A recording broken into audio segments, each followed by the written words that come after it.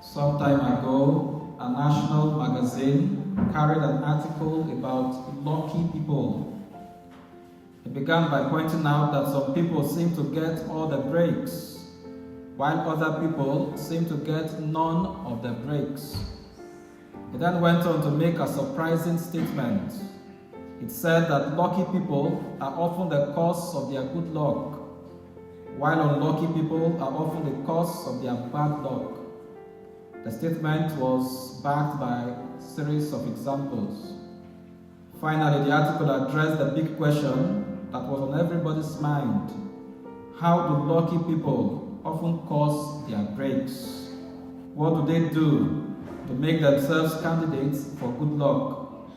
And how do unlucky people often cause their bad breaks? And what do they do to make themselves candidates for bad luck? The answer that the author of the article gave made a lot of sense.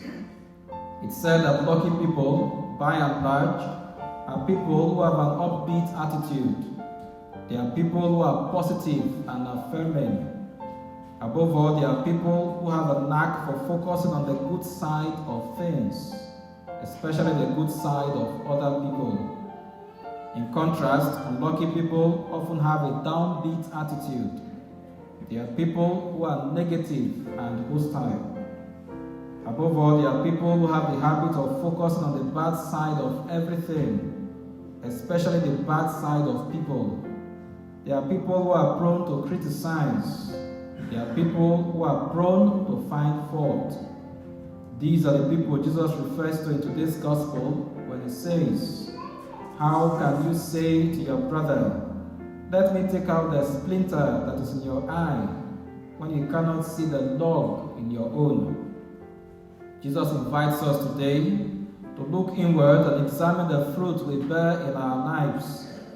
He uses the metaphor of a tree, emphasizing that a good tree bears good fruit, and a bad tree bears bad fruit. In essence, Jesus is saying to us today that our words and actions reveal the state of our hearts, much like the tree reveals its nature through its fruit. No wonder he says in our gospel today, a man's words flow out of what fills his heart. Truly, the heart is where our true character resides. Dear friends, it's easy to judge others and point out their flaws, as Jesus alludes to when he speaks of noticing the speck in someone else's eye while ignoring the plank in our own. Jesus teaches us that we have no right to criticize unless we ourselves are free of faults. That simply means that we have no right to criticize at all, because there is so much bad in the best of us and so much good in the worst of us, that it becomes ill for any of us to find fault with the rest of us.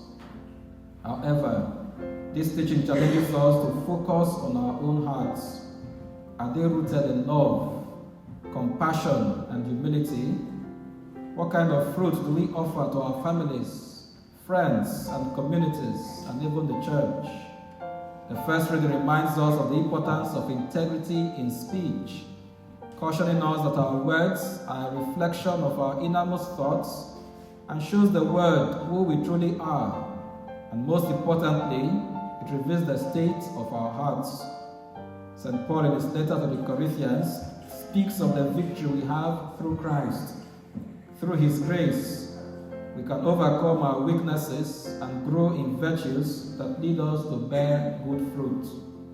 So today, let us ask ourselves, are we trying to clear the speck from another's eye and missing the log in our own? Can we see clearly enough to lead another? What is the condition of our heart?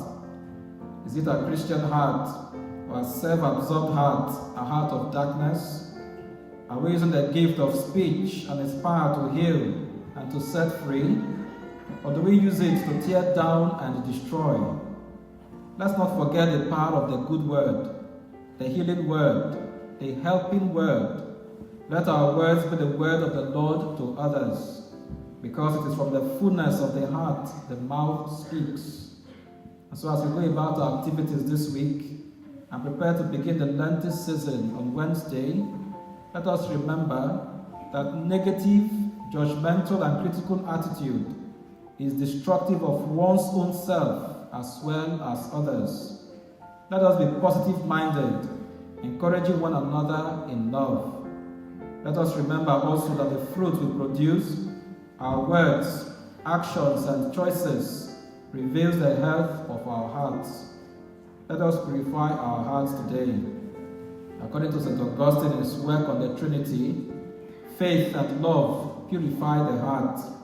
He writes, "Vision is the prize of faith, and it is faith that purifies hearts and makes this reward attainable. Let us love him, that is God.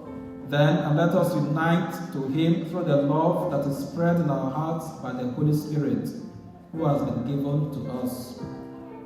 Let us take the opportunity of Lent this year to cultivate our hearts as fertile soil for God's love to grow. Let us prune away pride, judgment, and selfishness, and nurture the seeds of kindness, forgiveness, and understanding. May Mary, our Mother, intercede for us as we strive to be trees deeply rooted in faith, bearing fruits that glorify God and serve our neighbors.